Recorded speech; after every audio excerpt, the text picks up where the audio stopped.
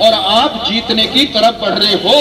जो लोग कल आपका विरोध कर रहे थे और हमारे जैसे लोगों को भी ये कह रहे थे जी ऐसा कैसा हो सकता है, आज वो सारे बोलने लगे कि मशीन में गड़बड़ है। अब तो डिम्पल यादव का भी बयान आ गया एक दिन है, कोई सुनने को ही तैयार नहीं था कि मशीन में गड़बड़ है। इसलिए भाइयों, जब 100 आदमी बैठ करके पूरे देश के हर जिले में 100 आदमी बैठ करके बड़े बड़े नेता मजबूर हो गए कि मशीन में कमी है, इसलिए साथियों थोड़ी मेहनत करो और मेहनत करो। इनकी तो रेते की दीवार है, सारा काम इनका झूठ पर टिका हुआ है। इसको तो जिस दिन बाथरूम कर दोगे ना सारे इकट्ठे होकर, इनकी रेते की दीवार गिर जाएगी उसी दिन।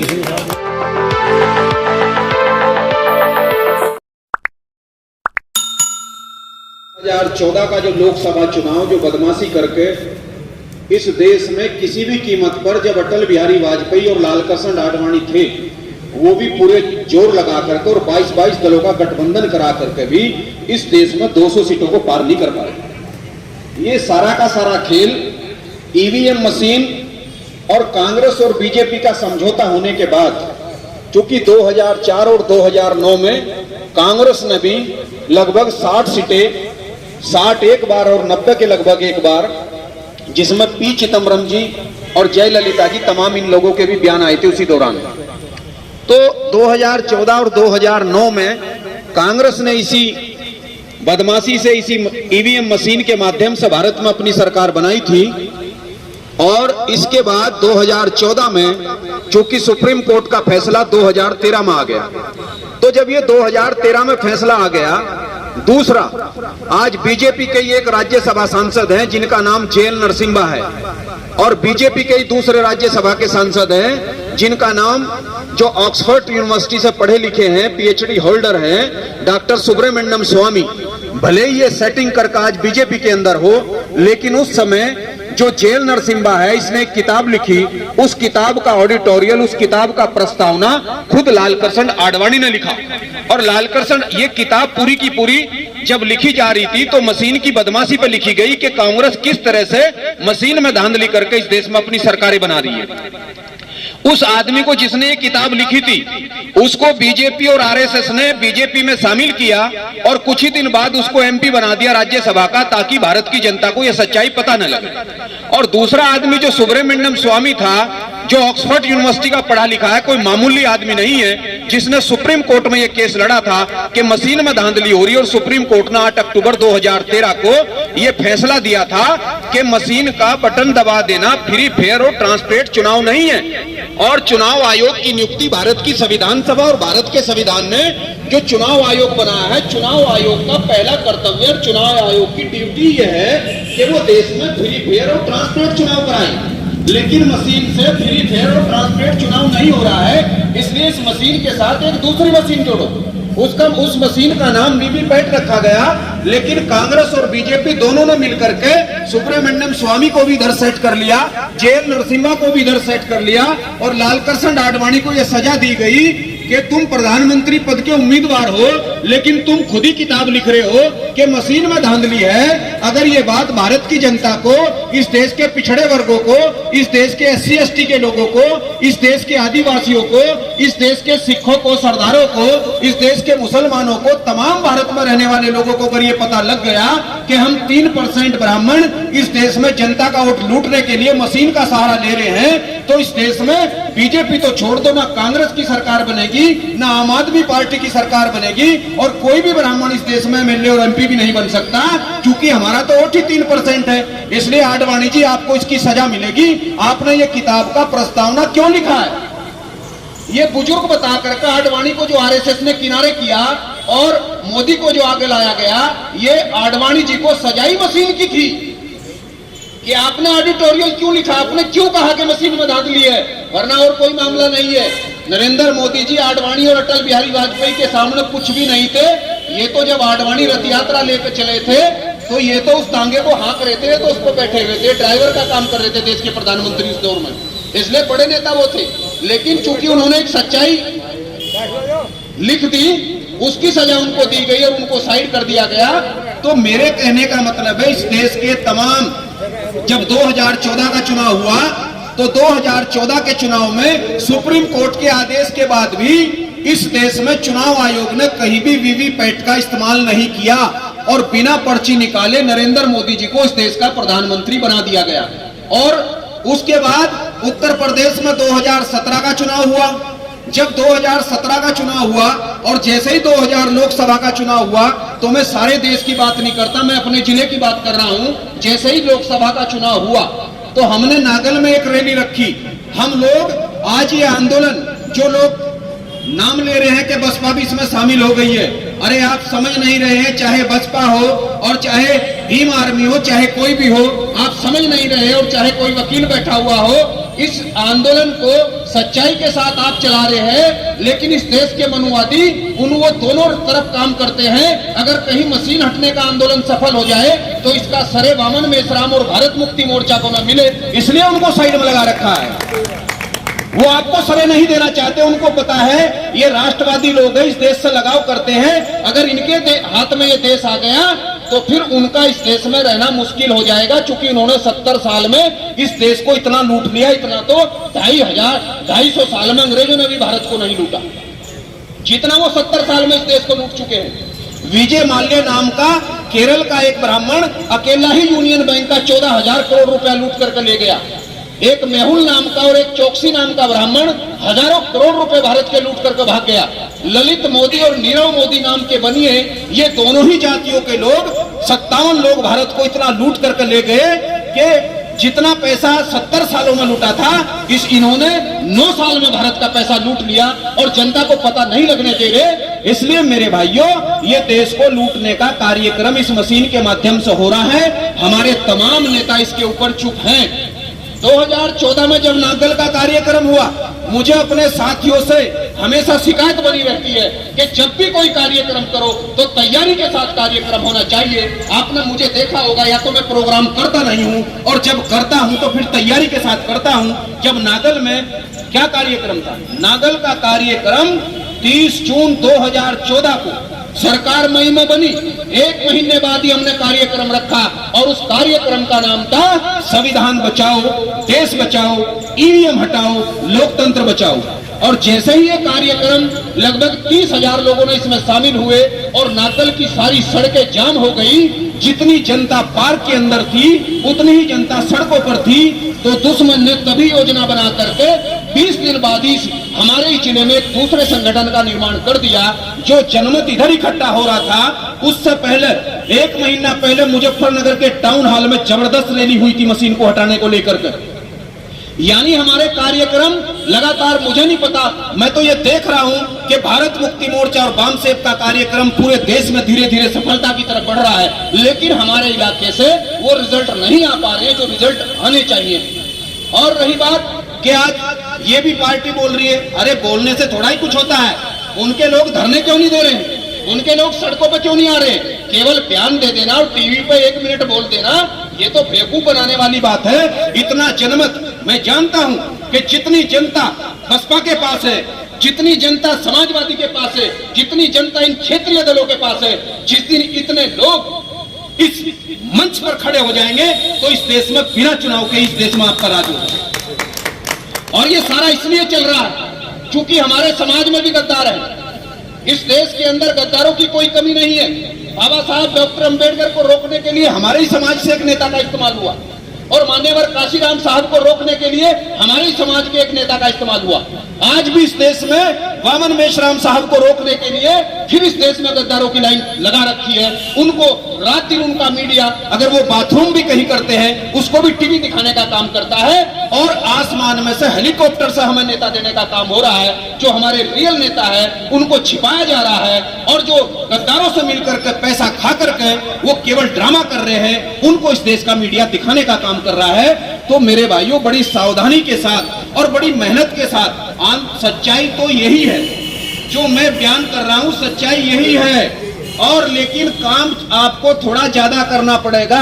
मैं इसलिए कह रहा हूं सच्चाई क्यों है और सच की जीत आखिरी में क्यों होती है, क्योंकि जब 30 जून 2014 का कार्यक्रम नागल का हुआ तो इसी जिले के कुछ नेताओं ने प्रेस कॉन्फ्रेंस करके ये कहा कि मशीन में कोई दिक्कत नहीं है, ये तो लोगों को गुमराह कर रहे हैं। और दूसरा, उस कार्यक्रम में राजरत्न अंबेडकर आए थे उनको ये कहा कि राजरत्न अंबेडकर तो बाबा साहब का पोता ही नहीं, ये कहा था नहीं कहा प्रेस कॉन्फ्रेंस करके। तो मैं अपनी बात पर आज भी कायम हूं। हम उस समय भी सच्चाई के लिए लड़ रहे थे, आप सारे लोगों का साथ सहयोग उसमें था। हम तो आपके साथ मिलकर के आंदोलन को सफल बनाने का काम कर रहे थे। जो गद्दार उस समय झूठ बोल रहे थे, आज वो किस मुंह से कह रहे हैं कि मशीन में धांधली हो रही है? उस समय तो वो हमें गलत साबित कर रहे थे समाज में। दूसरी बात, मैं मुजफ्फरनगर के एक विधायक से फिर 2019 आ गया, 2017 आ गया, 14 का मैंने आपको बताया। जब 2017 आया, उस समय तक तो कोई पार्टी भी भारत मुक्ति मोर्चा को सपोर्ट करने वाली नहीं थी। सारा फायदा ही समाजवादी, बसपा और क्षेत्रीय दलों को होना था। और ये मुकालता दूर कर दे इस देश की क्षेत्रीय पार्टियां, चाहे कोई सी भी पार्टी हो, कि जब तक इस देश में मशीन से चुनाव होगा तो कांग्रेस हटेगी तो बीजेपी आएगी, और बीजेपी हटेगी तो कांग्रेस आएगी, और कांग्रेस हटेगी तो आम आदमी पार्टी आएगी, यानी ब्राह्मणों की पार्टी आएगी। आपकी भारत के मूल निवासियों की कोई पार्टी इस देश में सत्ता में नहीं आ सकती है, नोट कर लेना जब तक मशीन पर चुनाव है। बहुजनों की पार्टियां घटेंगी, बहुजनों की पार्टियां घटेंगी इस देश में चाहे स्टालिन हो, चाहे देवगौड़ा हो, और चाहे हरियाणा के जाट हो, और चाहे पंजाब के सिख जाट हो, इस देश के अंदर मशीन के रहते हुए भारत की जो 6740 जातियां हैं, इनकी पार्टियों को अब इस देश में सत्ता नहीं मिलने वाली। इस देश में 5 पार्टियां 3% ब्राह्मणों की है, वो एक को हटाएंगे तो दूसरी ले आएंगे।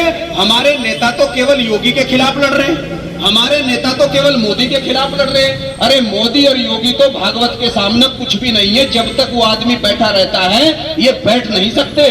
इसलिए हम इनके खिलाफ जो ये लोग लड़ रहे हैं, ये सारा गलत लड़ रहे हैं। भारत मुक्ति मोर्चा और वाम से सही लड़ाई लड़ रहा है। वो अगर एक मोदी इस देश में हटेगा, अगर एक योगी इस देश से हटेगा, तो आरएसएस के लोग दूसरा मोदी और योगी ले आएंगे।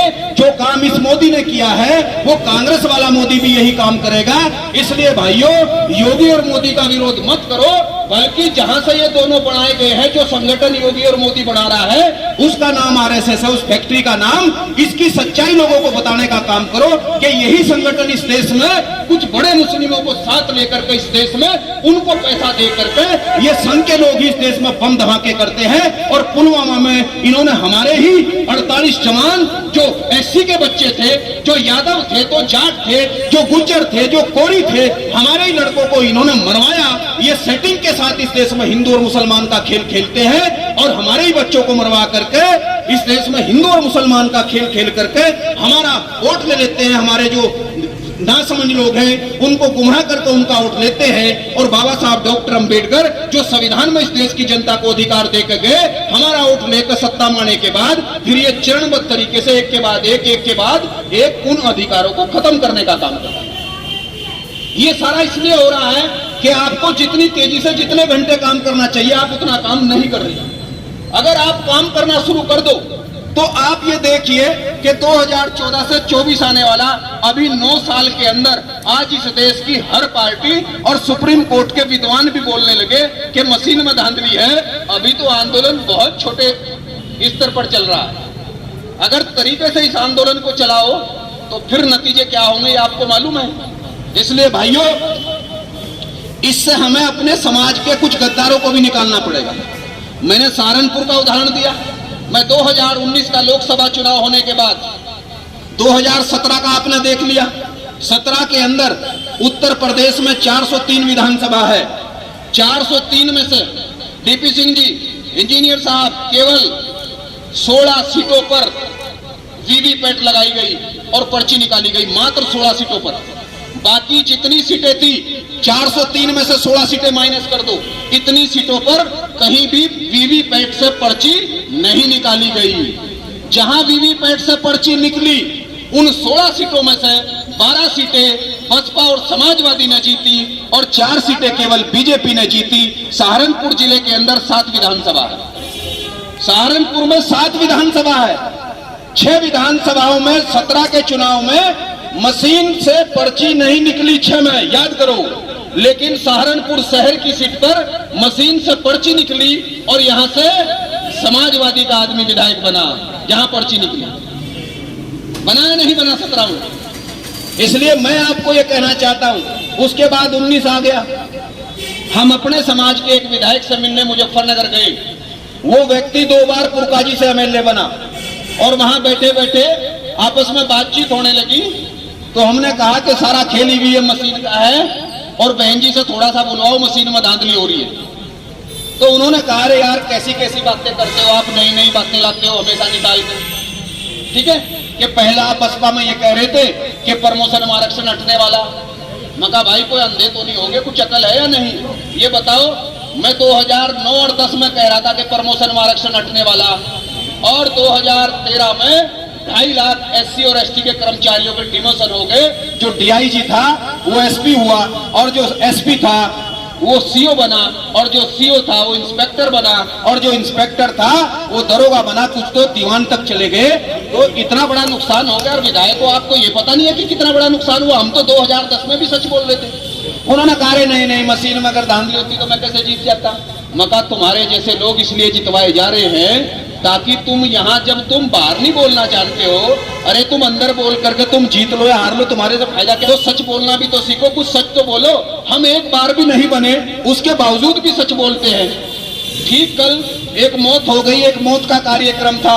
वहां एक बीजेपी के विधायक श्रीमान जी, वो बीजेपी में प्रदेश उपाध्यक्ष भी है किसी प्रदेश के, वो बैठे हुए वो कह लगे, अरे कहां से नई नई बातें निकाल कर लाते हो। और मोदी और योगी जो है ये तो सारा का सारा देश, मैंने कहा कि ये तो सब एक हो जाएगा। अब हमें कोई SC के लोगों को कोई भेदभाव नहीं हो रहा। मैंने कहा मका ये जो तेरा बाप है भद्राचार्य क्या कह रहा, ये भद्राचार्य क्या बोल रहा। इसी भद्राचार्य ने अभी 1 साल पहले जब मुलायम सिंह जी भी एक्सपायर हुए, तो इस भद्राचार्य ने जो अंधा है, जिसे प्रकृति ने ऊपर से अंधा पैदा किया, ये बोल रहा था कि मरे मुलायम काशीराम, और जोर से बोलो जय श्री राम। तो मका ये संत है, गुरु है, आतंकवादी है, या ये लोगों को अपमानित करने वाले हैं। मका ये तेरा बाप क्या बोल रहा भैया, ये तो देख ले जरा, पूरे समाज को अपमानित कर रहा है नहीं कर रहा है। और बड़ा नेता था।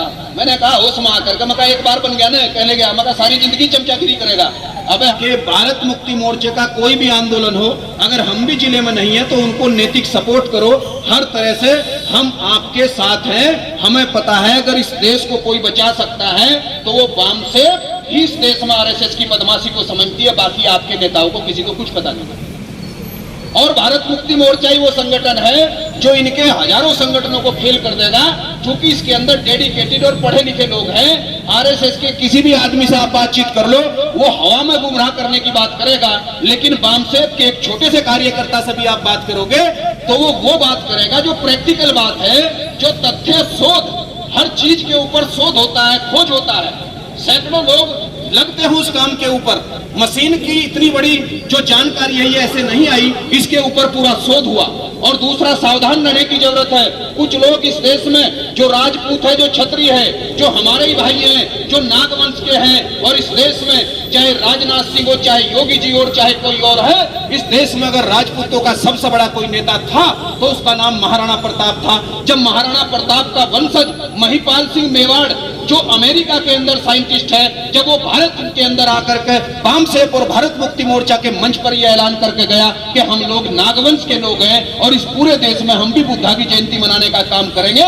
इसलिए मैं धन्यवाद देता हूं माननीय बावन मेश्राम को कि कुछ लोग तो हमारी राजपूतों से दुश्मनी करवाना चाह रहे हैं, लेकिन मेश्राम साहब के आंदोलन ने भारत ही नहीं बल्कि पूरी दुनिया में भी अगर कोई पढ़ा लिखा क्षत्रिय और राजपूत रहता है, उसको भी आपके आंदोलन से जोड़ने का काम किया। नेता वो होता है जो दुश्मन को भी अपने साथ जोड़ ले, वो तो हमारे भाई हैं। और कुछ लोग हमारे भाइयों में आपस में लड़ा करके और मुकदमेबाजी करवाने का काम कर रहे हैं, तो ऐसे लोगों से भी सावधान रहने की आवश्यकता है। मैंने आपका समय लिया, मेरा समर्थन हमेशा आपके साथ रहेगा और मरते दम तक आपके आंदोलन में हूं। मैं राजनीतिक रूप से चाहे कहीं भी खड़ा हुआ हूं, लेकिन आप देश को असली मायने में आप लोग बचाने वाले हो। आपको बहुत बहुत बधाई।